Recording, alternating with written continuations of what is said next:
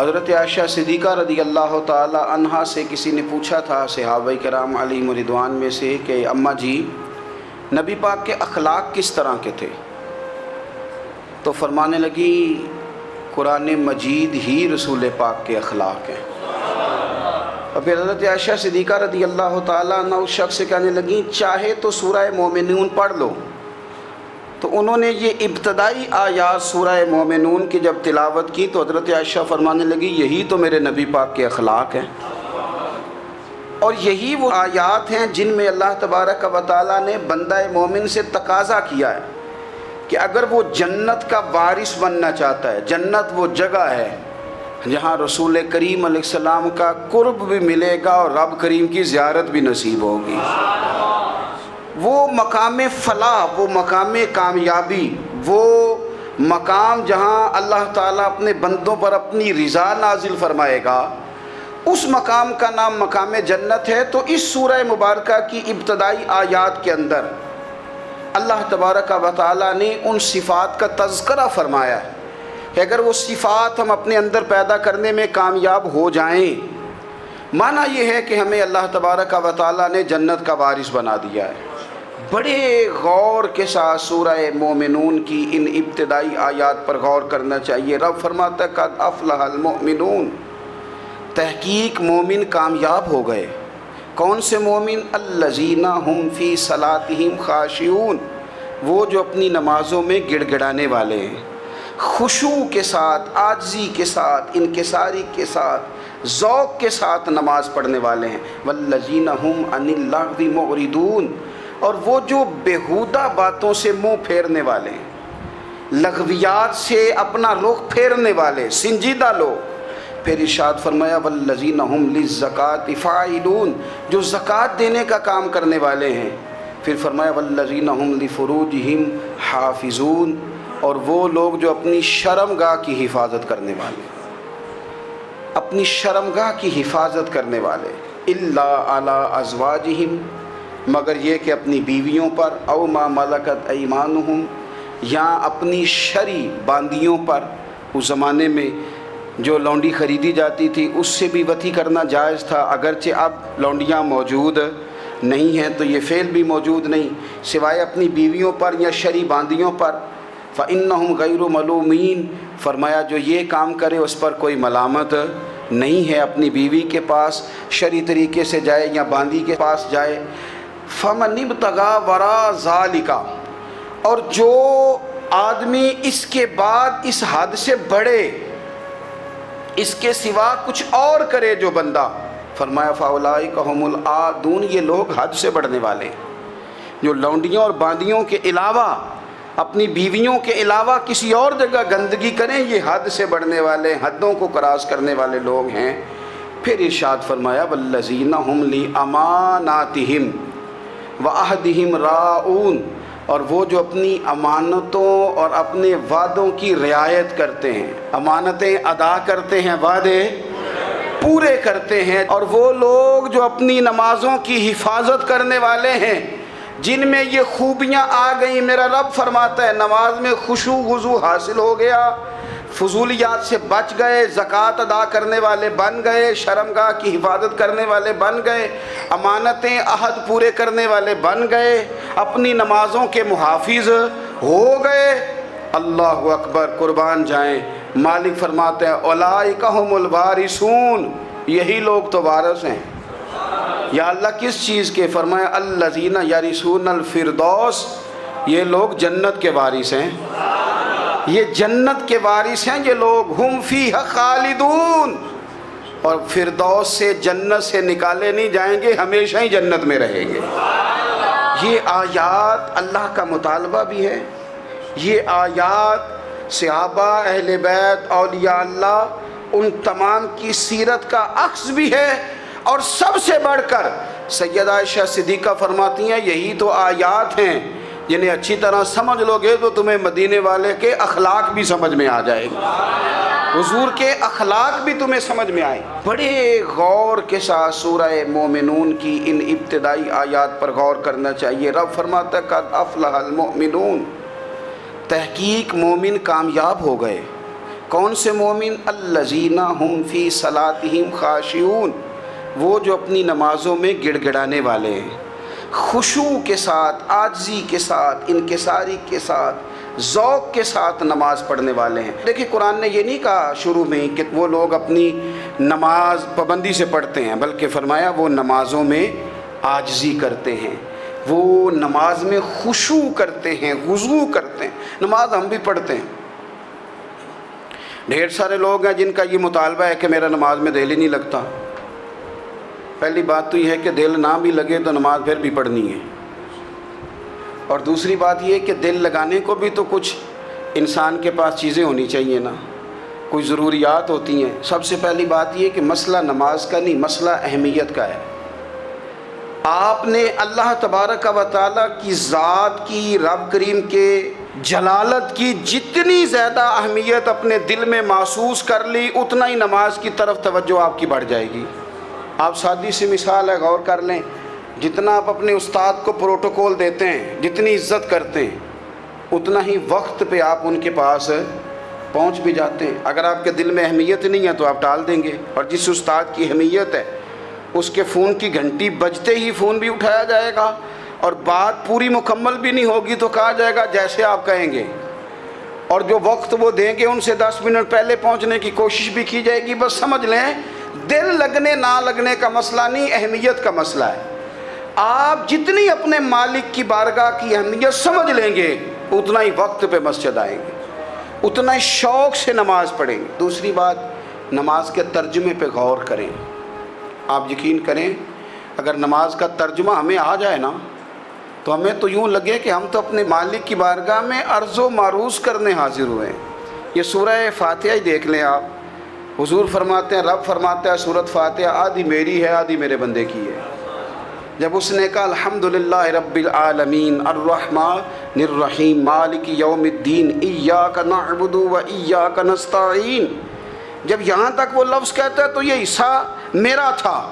اس نے اپنے رب کی تعریف کی، اور جب کہا نا اس نے اہدنا الصراط المستقیم، اب بندے نے التجائیں شروع کر دی۔ اس نے کہا کہ مالک بھی تو ہے، رحمان بھی تو ہے، رحیم بھی تو ہے، عبادت بھی تیری کرتے ہیں تو مدد بھی تو تجھی سے مانگنی ہے نا۔ اب مہربانی فرمانا اہدنا الصراط المستقیم، ہمیں سیدھا راستہ دکھا دے، صراط الذین انعمت علیہم، ان لوگوں کا راستہ دکھانا جن پر تو نے انعام کیا ہے، غیر المغضوب علیہم ولا الضالین، ان کے راستے پہ نہ چلانا جن پر تیرا غضب ہوا، جو گمراہ ہو گئے ان کے راستے۔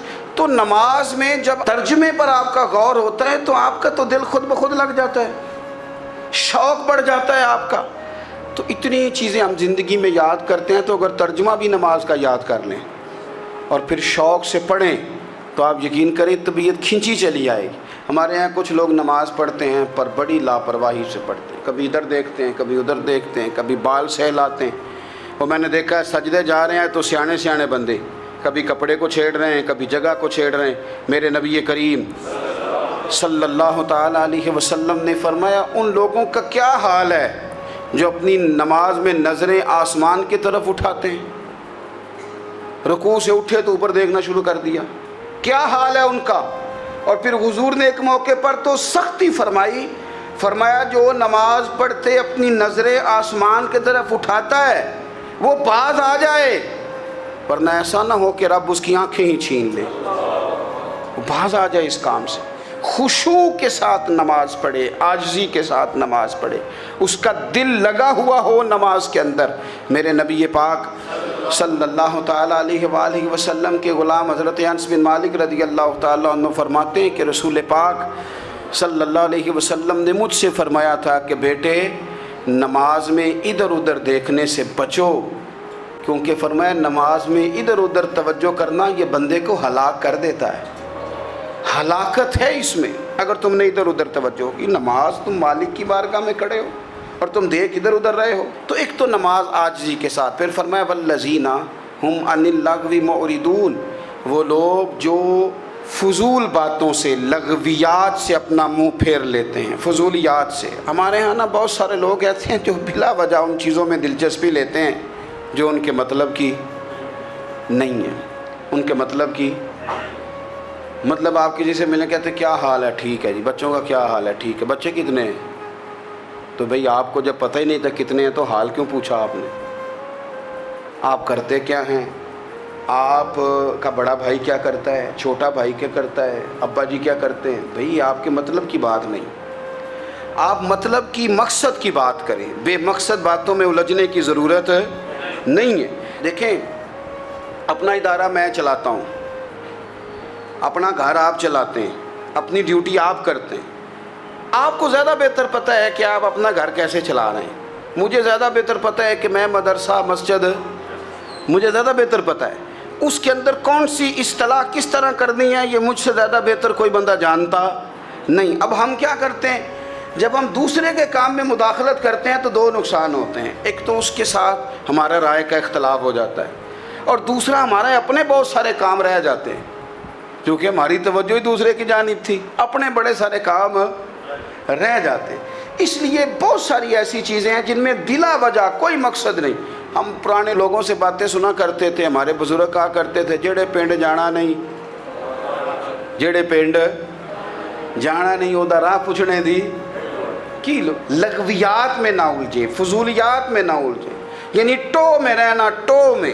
آپ یقین کریں میں نے پرسنلی طور پہ اس چیز کو محسوس کیا ہے کہ ہمارے بہت سارے اہم حقوق صرف اس لیے مس ہوتے ہیں کہ ہماری اپنے سے زیادہ توجہ سامنے والے پہ ہوتی، سامنے والے۔ میں نے دیکھا بڑے بڑے عجیب سوال اور بڑے بڑے انوکھے سوال، مطلب یہ کہ اتنی لمبی چوڑی، اور لوگوں کو بڑا پتہ ہوتا ہے یہ فلاں آدمی جو ہے اس کے بچے کتنے ہیں، وہ بیاہ کہاں پہ ہیں، کس کس علاقے میں ان کی شادیاں ہوئی ہیں۔ اتنی تفصیلات کی ہمیں ضرورت نہیں ہے، ہم سے تو ہمارے بارے میں پوچھا جائے گا، تو ہمیں اپنا معاملہ بڑا صاف ستھرا۔ دیکھیں کیا سونی بات کی مدینے والے رسول، قربان جائیں حضور کے جملوں پر۔ ایک شخص نے پوچھا حضور سونا اسلام کون سا ہے، خوبصورت مسلمان کون ہے؟ تو نبی پاک صلی اللہ علیہ وسلم نے فرمایا وہ خوبصورت مسلمان ہے جو بات اس کے مقصد کی نہیں، بے معنی ہے وہ بات وہ چھوڑ دے۔ بے مقصد باتوں سے الجھنا جو بندہ چھوڑ دے وہ مسلمان بڑا سونا مسلمان ہے۔ ہم کمزور اس لیے ہوتے ہیں کہ ہماری توجہ زیادہ دوسروں کی باتوں پر پڑتی ہے۔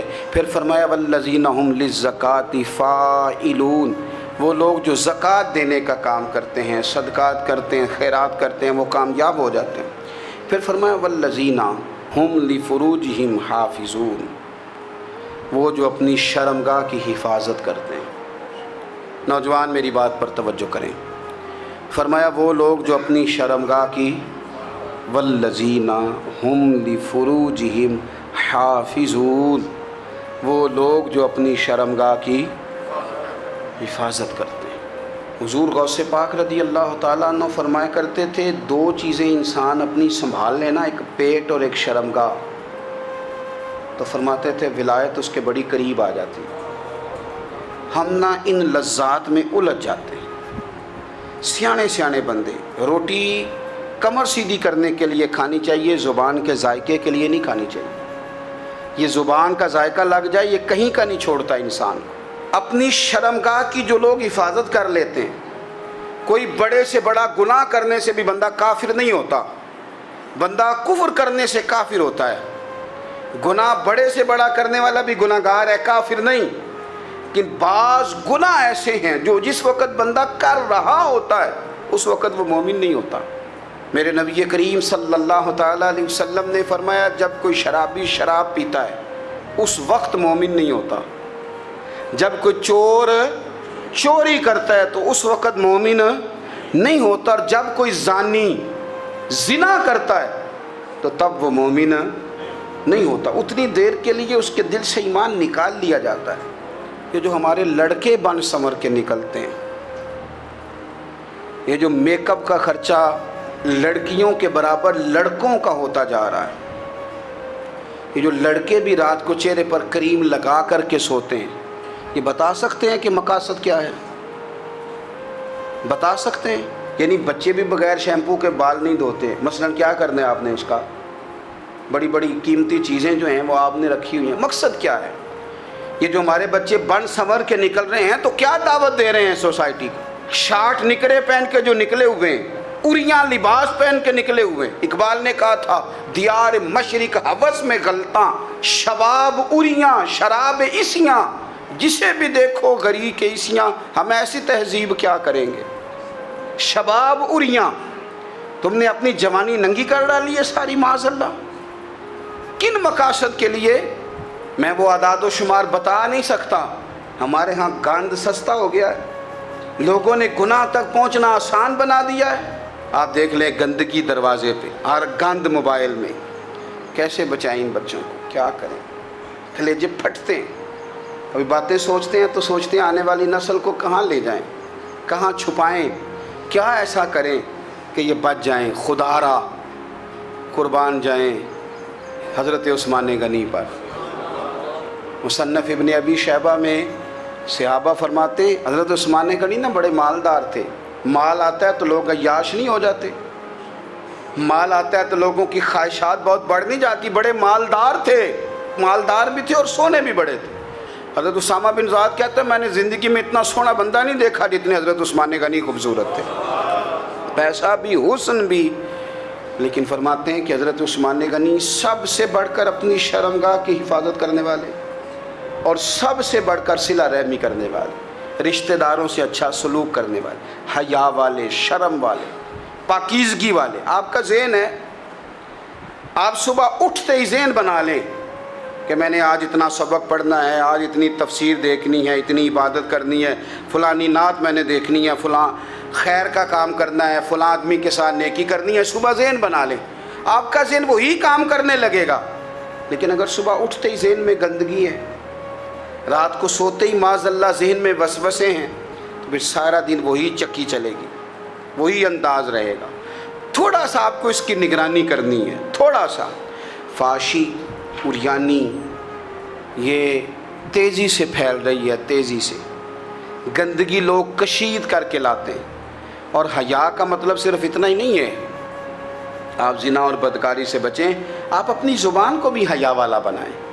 कोई कच्चा कमज़ोर जुमला, गंदी बात, गाली कभी भी ज़ुबान पे ना आए, आपका अंदाज़ हया वाला हो। बेबाक हो जाना, बेबाक बोलना, मैं बारीकी से इस बात को समझता हूँ और मैं आपको बहुत सारी बुज़ुर्गों के इरशादात का निचोड़ अर्ज़ करने लगा हूँ। आप अपना ज़हन साफ़ कर लें, आपके बहुत सारे काम वैसे ही सही हो जाएंगे। क्योंकि हमारे दीन के अंदर ज़्यादा अजर नीयतों और इरादों पे मिलता है।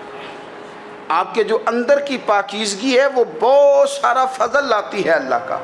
और अगर दिल ही नापाक हो, ज़हन ही नापाक हो, तो वो खैर की चीज़ें किस तरह करके दाखिल होंगी। अपनी शर्मगाह की कुर्बान जाएं। नौजवानों ज़रा गौर करना, मेरे नबी करीम सल्लल्लाहु ताला अलैहि वसल्लम के बारे में हज़रत आयशा सिद्दीक़ा फरमाती हैं कि अरब की कवारी लड़कियां बड़ी हया वाली होती थीं, लेकिन अल्लाह के प्यारे रसूल सल्लल्लाहु अलैहि वसल्लम अरब की कवारी लड़कियों से भी बढ़कर हया वाले थे।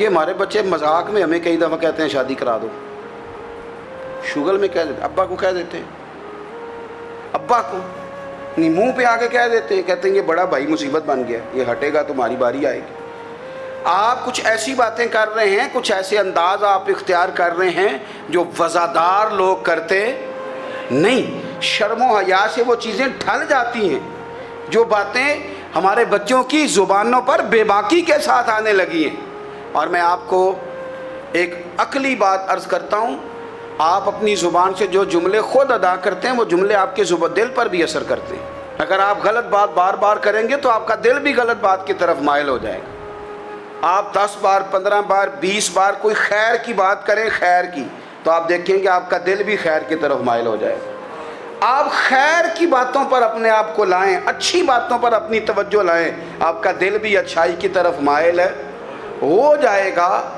किफ़ल का एक वाक़या तिरमिज़ी में मिलता है। एक शख्स किफ़ल नाम का था बनी इसराइल में। एक औरत मजबूर थी, उसके बच्चे भूखे थे, तो किफ़ल ने उसे मायल कर लिया कि तू मेरे साथ गुनाह करेगी तो फिर मैं तेरे बच्चों की रोटी तुझे दूंगा। तो वो औरत पहले तो बेचारी ना मानी, लेकिन बच्चों की भूख देख के मजबूर हो गई। जब किफ़ल के करीब गई ना वो औरत, उसने दरवाज़े सारे बंद कर लिए। तिरमिज़ी शरीफ में उसका वाक़या मौजूद है। چاروں جانب سے بند ہو گیا سارا کچھ. لیکن جب وہ کفل کہتا ہے میں اس بی بی کے پاس جانے لگا تو عورت کا وجود کانپتا تھا. جس بندے کو گناہ کی طرف جاتے اس کی طبیعت میں ہیجان پیدا ہو تو معنی یہ ہے کہ ابھی ذہن پورا غلیظ نہیں ہوا, ابھی طبیعت پوری گندی نہیں ہوئی, ابھی ایمان کی بہت ساری قسمیں موجود ہیں, عورت کا وجود کانپتا ہے. تو کفل کہتے ہیں کہ میں نے اسے کہا کہ سارے دروازے بند ہیں, آپ ڈرتی کیوں ہے؟ تو کہنے لگی ڈرتی اس لیے ہوں کہ سارے دروازے بند نہیں ہوتے, ایک دروازہ کھلا ہے اور وہ دروازہ رب قدیر کا دروازہ ہے, اسے کیسے بند کیا جا سکتا ہے؟ تو کہتے ہیں جب اس نے یہ لفظ کہے تو مجھ پر بھی بات کا اثر ہوا, مجھ پر. تو میں نے کہا کہ اگر تو عورت ہو کہ رب سے اتنا ڈرتی ہے تو مجھے تو اس نے مرد بنایا ہے, تو مرد تو ہوتا ہی وہ ہے جو اپنے آپ پر کنٹرول کر سکے. تو اب نہ معاملہ آگے جائے گا, اب یہاں بات رکے گی نہیں, جا میں تجھے آزاد کرتا ہوں. عورت گئی, اس نے توبہ کی کفل نے, اور رات رو کے کہنے لگا مالک آج میں نے توبہ کی ہے تو میرے اوپر مہربانی کرنا, میری توبہ ٹوٹنے نہ پائے. رات اس نے توبہ کی, رات ہی انتقال ہو گیا. لوگوں کو پتہ تھا بڑا بے حیا ہے, بد کردار ہے, گناہ گار ہے, شاید لوگ اس کا چہرہ دیکھنے بھی نہ جاتے, پر مالک کریم ہے نا. حضور فرماتے ہیں سویرے اس کے دروازے پہ لکھ دیا اللہ نے, لوگوں رب نے کفل کے سارے گناہ معاف کر دیے ہیں, اس کے دروازے پہ لکھ دیا گیا. جب آپ اپنی حفاظت کرنا چاہتے ہیں تو اللہ پھر اسباب بھی پیدا کر دیتا ہے.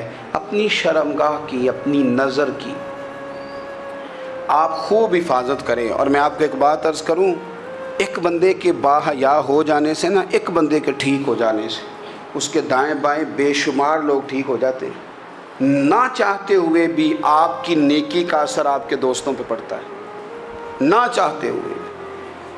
اور ایک بندے کے بگڑ جانے سے اس کے دائیں بائیں بہت سارے لوگ بگڑ جاتے ہیں, بہت سارے لوگ بگڑ جاتے ہیں. آپ اگر اپنے لب و لہجے پر یہ پابندی لگا سکیں اور اپنے آپ کو اگر آپ سنبھال سکیں تو پھر یاد رکھیے گا بڑی ساری چیزیں بہتر ہو جائیں گی. کچھ چیزیں ایسی ہوتی ہیں جو ہم نہ فراخ دلی سے بانٹتے ہیں, اور کچھ چیزیں ایسی ہوتی ہیں جو مجبور ہو کر ہم دیتے ہیں. کئی دفعہ ایسا ہوتا ہے کہ سامنے والا کچھ زیادہ تکلیف میں ہوتا ہے اور ہمارے پاس بھی وسعت نہیں ہوتی, لیکن زیادہ اجر اسی بندے کو ملتا ہے جو تھوڑی تکلیف برداشت کرے اور سامنے والے کی تکلیف کو دور کرے. مدینہ منورہ میں نا قحط پڑ گیا تھا, غلہ نہیں ملتا تھا, تو قحط کے زمانے میں لوگ نا پھر چیزوں کو مہنگا کر کے بیچتے ہیں. ہمارے ہاں ایک طرف چینی کی لائنیں لگی ہوتی ہیں اور دوسری دفعہ چھاپا پڑتا ہے, پورے کے پورے گودام بھرے ہوئے نکل آتے ہیں. لوگ مصنوعی قلت پیدا کر دیتے ہیں. حضرت عمر فاروق رضی اللہ تعالیٰ عنہ کے زمانہ نور میں قحط پڑ گیا تھا, گندم کا دانہ اس طرح ہو گیا تھا جس طرح سونا ہے. سیدنا عثمان غنی رضی اللہ تعالیٰ عنہ کے نا بہت سارے اونٹ غلے کے بھرے ہوئے مصر سے آئے, اور لگتا یوں ہے کہ وہ شخص آپ ہی کو غلہ دیتا تھا, کسی اور کو دیتا بھی نہیں تھا, جو اونٹ بھر کے اس نے دیے. تو مدینہ منورہ کے اندر جب وہ مال پہنچا نا, آپ کو بتانا یہ چاہ رہا ہوں کہ ساری تجارت بندوں سے نہیں کرنی چاہیے, کچھ اللہ سے بھی کرنی چاہیے. رب سے جو بندہ تجارت کرتا ہے وہ بڑا کامیاب ہوتا ہے. وہ غلے سے بھرے ہوئے اونٹ آپ کے پہنچ گئے تو تاجر آئے, انہوں نے آگے کہا عثمان ہم کھول کے نہیں دیکھتے کہ اندر مٹی ہے کہ سونا ہے, اور یہ بھی نہیں پوچھتے آپ نے کتنے کا خریدا ہے, آپ کی زبان پر اعتبار ہے, آپ نے جتنے کا مال لیا ہے نا ہم ڈبل دیتے ہیں, آپ ہمیں دے دیں. آپ فرمانے لگے نہیں مجھے زیادہ نفع ملتا ہے. انہوں نے کہا 2 گنا, فرمایا نہیں زیادہ ملتا ہے. کہا 3 گنا, فرمایا زیادہ ملتا ہے. وہ کہنے لگے اس سے زیادہ تو کوئی تاجر ہے ہی نہیں جو زیادہ دے. فرمایا بس مجھے ملتا ہے نا. کہا کتنا ملتا ہے؟ فرمانے لگے لگتا ہے کہ اگر وہ تاجر زیادہ کرم نوازی کرے تو 700 گنا تو دے گا ہی, اور باقی کریم ہے. انہوں نے کہا جی نہیں اتنا نہیں ہم دے سکتے, پھر آپ بیچ لیں. یہ بات ہی سمجھ میں نہیں آتی. لوگ چلے گئے تو حضرت عثمان غنی مال اٹھا کے مسجد کے دروازے پہ لے گئے, جا کے کہنے لگے اے عمر اعلان کر دیں جس غریب کو گندم کی ضرورت ہے, آسانی کے دور میں نہیں دقت کے دور میں, جب لوگوں کو مل نہیں رہی چیز, جس کو ضرورت ہے وہ آئے اور آ کے لے جائے۔ جب جناب عثمان غنی کے اس غلے کا اعلان ہوا تو تاجروں کو اب مسئلہ سمجھ میں آیا کہ یہ 700 گنا کو بندہ نہیں دے رہا، یہ رب کریم عطا فرما رہا ہے۔ میرے عزیز، کچھ سودے رب کے ساتھ بھی کریں۔ اگر کوئی بڑا ضرورت مند دروازے پہ آ جائے نا تو پھر اپنا نفع نقصان نہیں سوچنا، پھر تو رب کے ساتھ تجارت کرنی ہے۔ ضرورت مند کی ضرورت کا لحاظ کرنا یہ نہ مسلمانوں کے ایک دوسرے کے قریب کرے گا۔ ہم کون ہوتے ہیں کسی کی حاجت پوری کرنے والے، ضرورت پوری کرنے والے؟ کرنے والا تو اللہ ہے۔ تو اگر رب ہمیں کبھی وسیلہ بنائے، ذریعہ بنائے، تو پھر ہمیں ذرا نا خوش دلی سے بننا چاہیے، ذوق اور شوق سے بڑھنا چاہیے، پھر ہمیں کمزور نہیں پڑنا چاہیے۔